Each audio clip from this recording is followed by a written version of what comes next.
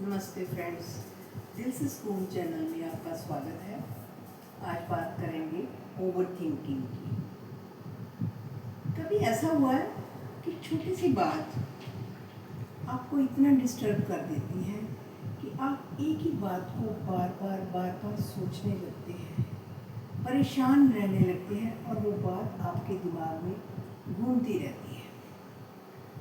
अगर मान लो आपने किसी को मैसेज किया है, फ़ोन कर उसका रिप्लाई नहीं आया है, तो आपका दिमाग 100 सवाल बनाना शुरू कर देता है। उसने मेरे मैसेज का रिप्लाई नहीं दिया, अब वो बदल चुका है, अब वो मुझे पहले जैसा प्यार नहीं करता, उसकी लाइफ में कोई और आ गया है। अब मेरा जीवन में उसके जीवन में मेरा कोई इम्पोर्टेंस नहीं है। माइंड कितने सारे सवाल करता है। This is over thinking.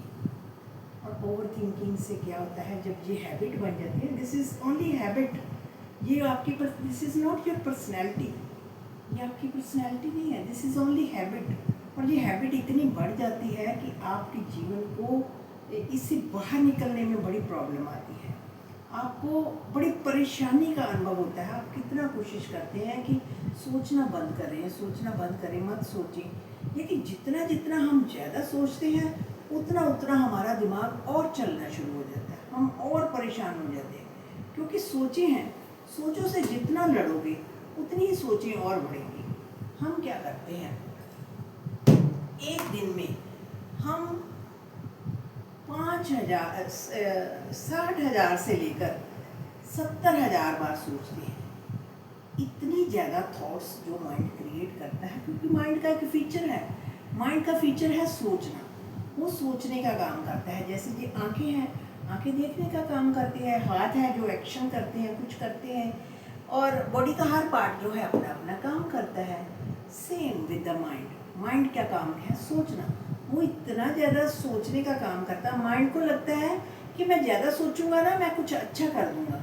लेकिन वो बहुत ज़्यादा सोचने से क्या होता है, हम मेंटली टायर्ड हो जाते हैं, हम थक जाते हैं, हमें लगता नहीं है कि जीवन में कोई खुशी भी है, हम परेशान रहना शुरू कर देते हैं और हमारी मेंटल हेल्थ जो है बिल्कुल जीरो पर आने लगती है, हम बहुत ज़्यादा डिस्टर्ब में रहने लगते हैं।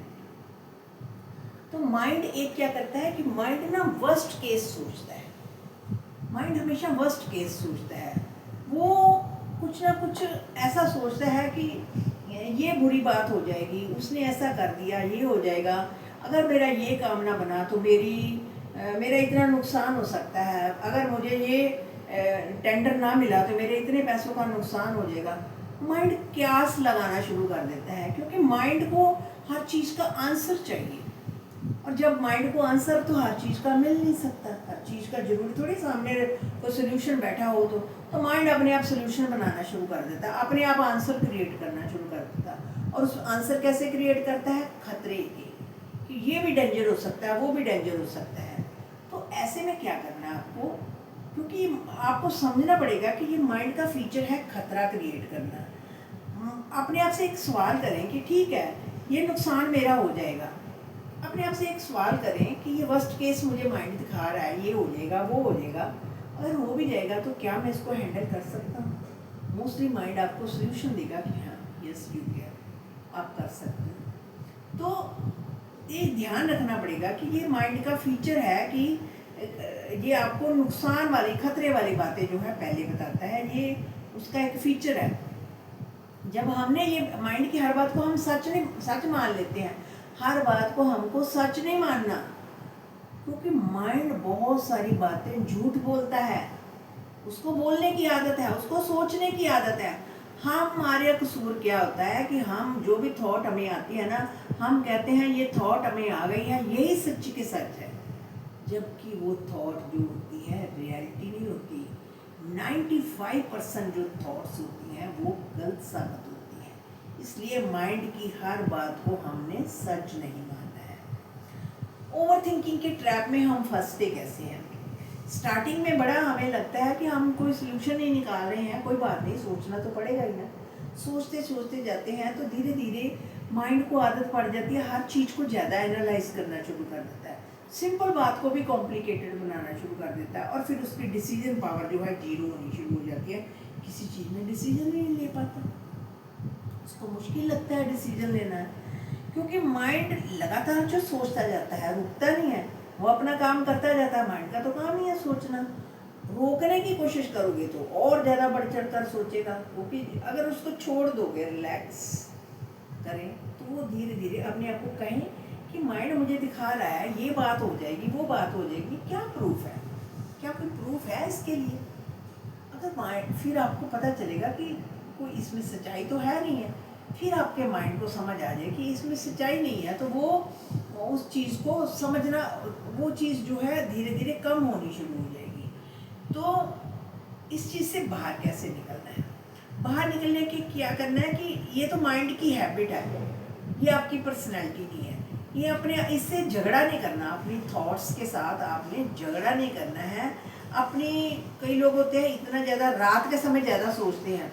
रात के समय ज़्यादा सोचने से क्या होता है कि रात, दिन भर में तो वो बिज़ी रहते हैं, उनको पता नहीं चलता, लेकिन जैसे ही रात होती है तो बिल्कुल पिन ड्रॉप साइलेंस होती है, आसपास शांति होती है, सब लोग अपना सो गए होते हैं, तो माइंड जो है ज़्यादा चलना शुरू हो जाता है। रात को उनको ज़्यादा सोचें आ जाती है, एक बात को पकड़ लेते हैं, फिर उस बात को बार बार सोचना शुरू कर देते हैं। तो समझाना पड़ेगा कि जितनी जो थॉट्स आ रही है ना मुझे, हर थॉट सच्ची नहीं है, हर थॉट सीरियस नहीं है। ठीक है, अपने माइंड को प्रेजेंट मोमेंट में आपको रखना है। जितना अपने, हम क्या करते हैं, कभी पास्ट में घूमते हैं, कभी फ्यूचर में घूमते हैं, प्रेजेंट में रहते नहीं हैं। अपने माइंड को प्रेजेंट मोमेंट में रखने की कोशिश करनी है, अपने आप को प्रायोरिटी पर रखना है। बॉडी को जितना शांत रख सकते हैं, हल्की सी डीप ब्रीथ करें, मेडिटेशन करें, प्रेजेंट मोमेंट में रहें, अपने आसपास की चीज़ों को ध्यान से वॉच करें, लोगों की बातों को सुने, कुछ आवाज़ें आ रही हैं, आवाज़ों को सुने, तो माइंड आपका प्रेजेंट मोमेंट में रहेगा।